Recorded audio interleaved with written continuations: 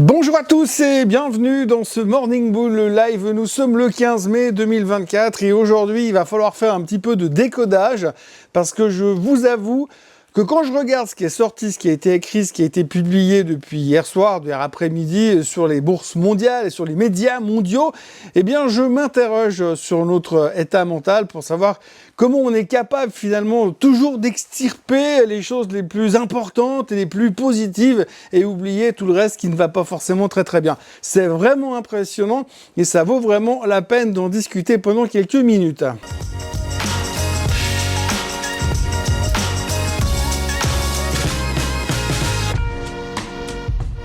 Alors, la journée d'hier s'articule sur trois choses. La première chose, c'est les mêmes stocks. Le délire total continue à fond. GameStop a pris encore 60%, AMC 32%. Les capitalisations boursières explosent. Si vous voulez emprunter des titres pour shorter ces mêmes stocks, c'est quasiment mission impossible parce que c'est beaucoup trop cher. Les valorisations sont complètement débiles. Mais bon, ça, c'est normal. C'est des mêmes stocks et tout le monde s'en fout. On sait que c'est de la manipulation. C'est frappant parce que les autorités s'en foutent complètement, ça décrédibilise complètement le système financier, le marché en lui-même, mais c'est pas grave, la SEC a bien d'autres chats à fouetter visiblement, et ça continue à aller dans le délire le plus total. Pour vous donner un petit exemple, si vous prenez juste la valorisation actuelle de GameStop, eh bien vous payez plus ou moins 1250 $ pour $1 de bénéfice sur 2024. C'est quand même fantastique, hein. C'est extrêmement rentable. Là, vous me direz, bon, ça veut pas dire grand-chose. Alors, ça veut déjà dire que c'est très cher si on prend par rapport au reste du marché. Mais si vous comparez, par exemple, sur une Nvidia, une Nvidia, je crois que vous êtes autour de 34 $. Donc, vous voyez un petit peu l'écart. Donc là, si on veut justifier fondamentalement, je sais bien qu'on ne parle plus de fondamental avec ce genre de titre, mais si on veut justifier fondamentalement la valorisation actuelle de GameStop, eh bien, il faudrait que là, tout de suite, ils découvrent le vaccin contre le cancer, comment guérir Alzheimer, comment devenir le leader du cloud, de l'intelligence artificielle, des semi-conducteurs, de la vente de PC, des voitures électriques et des robots, et tout ça dans les 3 prochaines semaines. Là, on pourrait commencer à dire que potentiellement, ça vaut ce que ça vaut. Mais là, pour l'instant, on est en plein délire total. Ça continue. L'autre abruti de Roaring Kitty, il continue à publier des mèmes dans tous les sens pour essayer d'exciter le marché. On ne sait pas ce qui se passe, mais on attend avec impatience que le FBI ait quand même le chercher à la maison pour qu'on arrête un tout petit peu ce genre de délire.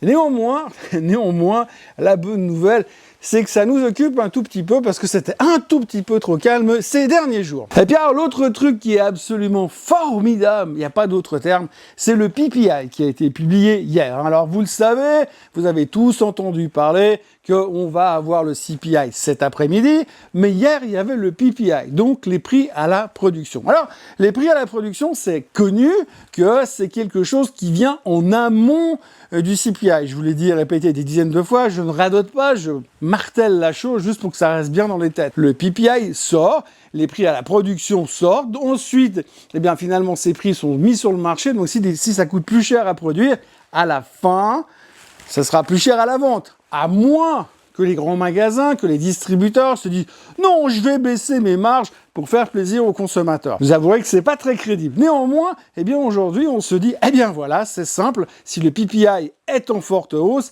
ça veut dire que le CPI du mois prochain, aïe aïe aïe ». Donc hier, on attend le PPI à 0,3%. Il sort à 0,5%. Donc là, spontanément, vous dites « Hop, mais ça va mal se passer, c'est beaucoup trop cher, c'est beaucoup trop fort, ça veut dire que prochainement ça va continuer à monter, que l'inflation va continuer à monter, et que Monsieur Powell, il pourra pas indéfiniment tenir en disant oui, mais je vais garder les taux élevés pour longtemps, ça va bien se passer, abracadabra, un coup de baguette magique, et l'inflation va finir par baisser. C'était pas mauvais, c'était très mauvais, voilà. Mais voilà, le marché a adoré le chiffre et a trouvé ça formidable, ce qui a permis aux indices de monter. Le Nasdaq Composite termine au plus haut de tous les temps. Le S&P 500 se rapproche encore un peu plus de ses records. Le Nasdaq 100 est à ça de péter les résistances.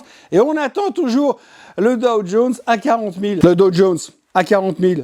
on l'attend toujours. Alors vous me direz, mais comment c'est possible qu'avec un chiffre pareil, finalement, le marché trouve ça super cool? Parce que c'est pas forcément un bon omen pour le futur. Ça veut dire que forcément, à un moment donné, ça va se répercuter sur les chiffres du CPI. Alors peut-être pas ceux de ce mois, mais ceux du mois prochain. Eh bien, figurez-vous qu'à l'intérieur des chiffres du PPI d'hier, on a eu une bonne nouvelle. Et cette bonne nouvelle, vous savez quoi? C'est qu'on nous a tout simplement annoncé que le PPI du mois dernier, donc celui qui comptait sur les chiffres du mois de mars, il a été révisé à la baisse. Et finalement, on avait un PPI qui était plus faible le mois dernier.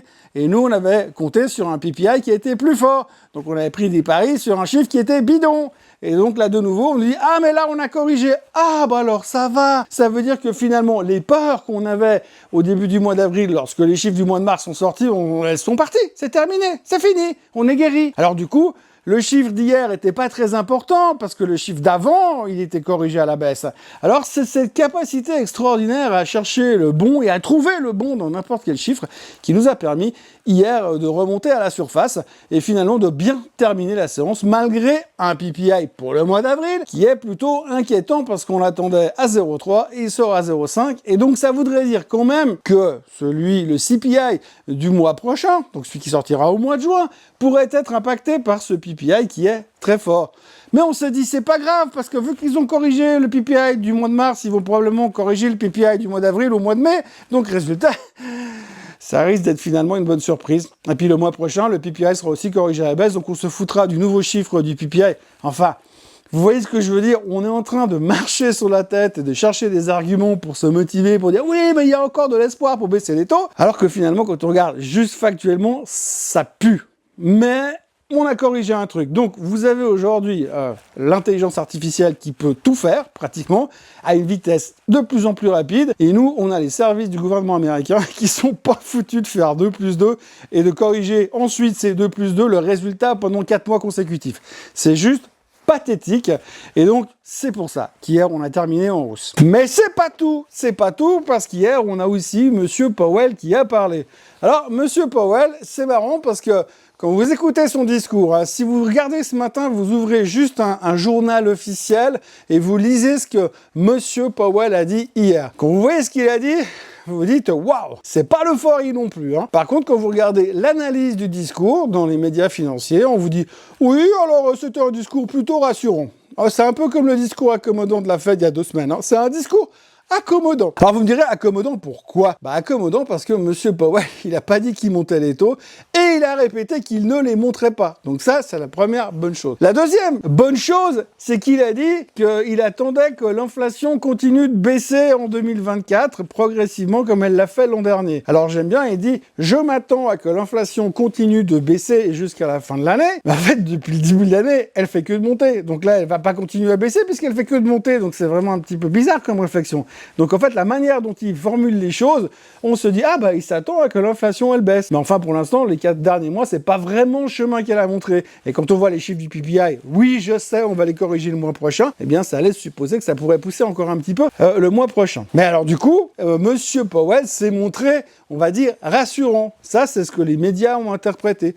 Mais à la fin de son discours, Monsieur Powell, il a dit une phrase magique, je la lis parce que je veux pas la sortir de son contexte. Il a dit, je dirais que ma confiance en cela n'est pas aussi élevée qu'elle ne l'était auparavant. Alors le gars vous dit, avant j'avais confiance, là j'ai moins confiance, mais avant quand j'avais confiance, l'inflation elle est montée, maintenant j'ai moins confiance, mais je pense que l'inflation elle va baisser. Ça rejoint un petit peu la phrase qu'il a dit il y a 2 ans et demi en arrière, où il disait que l'inflation était transitoire et totalement sous contrôle. Tu mens, il ment. Enfin bref, moi je dis ça, je dis rien, mais toujours est-il que c'est assez marrant comment au cours des mois et des années, on est devenu capable finalement d'analyser des phrases, des mots et des perspectives de manière complètement différente, alors que finalement, en gros, Powell, il ne sait rien, il ne voit rien et il n'entend rien, c'est plus ou moins les 3 singes à lui tout seul. Donc, on a trouvé ça sympa, on a un PPI qui était pourri, mais on trouve que c'est cool parce que le mois dernier, eh bien, il était révisé à la baisse, donc on peut supposer que comme il était révisé à la baisse, les chiffres du PPI qui sortiront tout à l'heure, ils seront peut-être impactés, donc du coup, peut-être que ce serait une bonne surprise.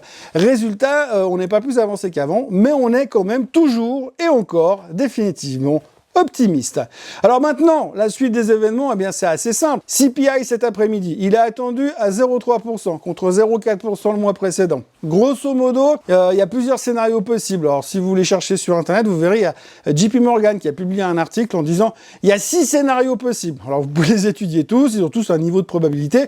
Le plus probable de tous, c'est un CPI entre 0,3 et 0,35 qui laisserait monter le marché de 0,25 à 0,5%. Wouah, ça c'est hyper excitant. Bref, en gros, juste assez pour continuer notre bonhomme de chemin en direction des plus hauts historiques. Mais en tout cas, une chose est sûre, c'est que ce matin, après les chiffres du PPI corrigés, l'attente est beaucoup moins stressante au niveau du CPI parce que j'ai l'impression que peu importe ce qui va sortir, de toute manière, on va trouver un truc positif et encourageant à l'intérieur. Donc il faut juste respirer, se calmer et tout va bien se passer. Avant de conclure cette vidéo, il y a juste une dernière anecdote que j'aimerais mettre en avant aussi. C'est de l'information boursière comme le reste. Hier, si vous regardez les marchés européens, il s'est strictement rien passé. Le DAX finissait en baisse de 0,16%, le CAC montait de 0,12%. Au milieu de ces marchés européens qui ne faisaient rien, on avait un titre, la SocGen, qui prenait pratiquement 4%. Alors la SocGen, c'est la banque la moins valorisée en Europe, je crois. Et comme il y a eu récemment